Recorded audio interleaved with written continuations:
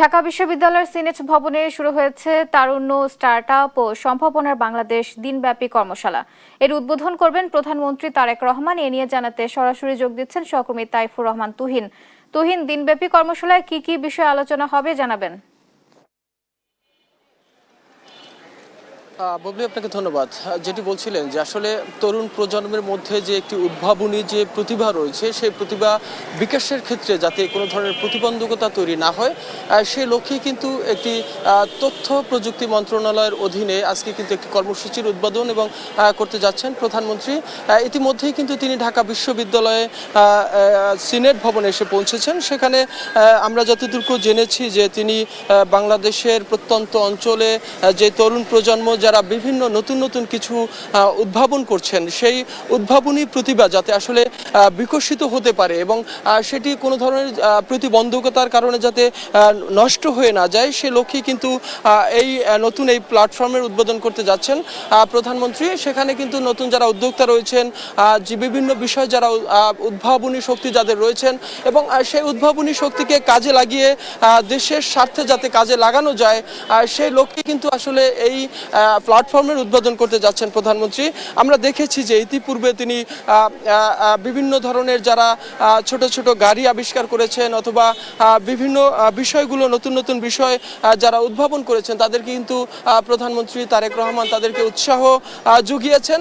এবং এই প্রতিভাগুলো যাতে অকালে ঝরে না যায় এবং তারা যাতে সরকারি এবং বেসরকারি সহায়তা এবং পৃষ্ঠপোষকতা পায় এবং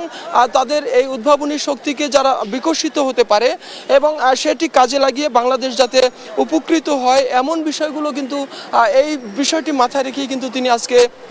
এই সরকারের তথ্য প্রযুক্তি মন্ত্রণালয়ের অধীনে একটি নতুন প্ল্যাটফর্ম উদ্বোধন করবেন, একটি কর্মসূচি উদ্বোধন করবেন। এই কর্মসূচির মধ্য দিয়েই কিন্তু নতুন নতুন যারা উদ্যোক্তা রয়েছেন, তরুণ উদ্যোক্তা এবং উদ্ভাবনী শক্তি যাদের রয়েছেন এবং বিভিন্ন কিছু যারা নতুন নতুনভাবে আবিষ্কার করছেন, এই বিষয়গুলো যাতে বিকশিত হয় এবং তারা এই প্ল্যাটফর্মের অধীনে তারা যাতে বিভিন্ন সহযোগিতা পেতে পারে, সে লক্ষ্যে কিন্তু আসলে এই কর্মসূচির উদ্বোধন করবেন প্রধানমন্ত্রী। এবং আমরা যেটি জানি যে আসলে এখন পর্যন্ত তার এই কর্মসূচি, তার যে প্রোগ্রামটি, সেটি কিন্তু সিনেট ভবনের অডিটোরিয়ামে চলছে এবং সেখানে অংশগ্রহণ করেছেন নতুন যারা উদ্যোক্তা রয়েছেন এবং তরুণ যারা উদ্ভাবনী যাদের যে বিষয়গুলো রয়েছেন, সেগুলো নিয়ে তারা কিন্তু এখানে অংশগ্রহণ করেছেন। আমরা যতটুকু জানি যে প্রধানমন্ত্রী উদ্বোধন করে এখান থেকে চলে যাওয়ার পরে, অর্থাৎ 1টার দিকে এটি সর্বসাধারণ এবং যারা সাধারণ শিক্ষার্থী রয়েছেন তাদেরকে তাদের পরিদর্শনের জন্য এটি উন্মুক্ত করা হবে এবং সেই লক্ষ্যে আমরা দেখেছি যে আসলে সিনেট ভবনের ঠিক উল্টো পাশে যেখানে ভিসি চত্বর, যেটিকে আমরা বলে থাকি ঢাকা বিশ্ববিদ্যালয়, সেই ভিসি চত্বরে আমরা দেখেছি যে সাধারণ যারা শিক্ষার্থী রয়েছেন তারা কিন্তু এখানে অবস্থান করছেন। একদিকে দলীয় নেতাকর্মী রয়েছেন এবং সাধারণ শিক্ষার্থী যারা রয়েছেন, তারাও কিন্তু আসলে প্রধানমন্ত্রী বের হয়ে যাওয়ার পরে তারা হয়তো সেই নতুন নতুন যে উদ্ভাবনী যে বিষয়গুলো রয়েছে, অর্থাৎ যে আবিষ্কার রয়েছে বাংলাদেশের, যারা যাদেরকে আমরা ক্ষুদে বিজ্ঞানী অথবা ক্ষুদে আবিষ্কারক বলে থাকি, তারাও কিন্তু আসলে এখানে অংশ নিয়েছেন এবং প্রধানমন্ত্রীর সাথে এই বিষয়গুলো নিয়ে যাতে করে সামনের দিকে তাদের এই প্রতিভাগুলো আসলে বিকশিত হয়, সেই বিষয়গুলো নিয়ে আলোচনা করবেন।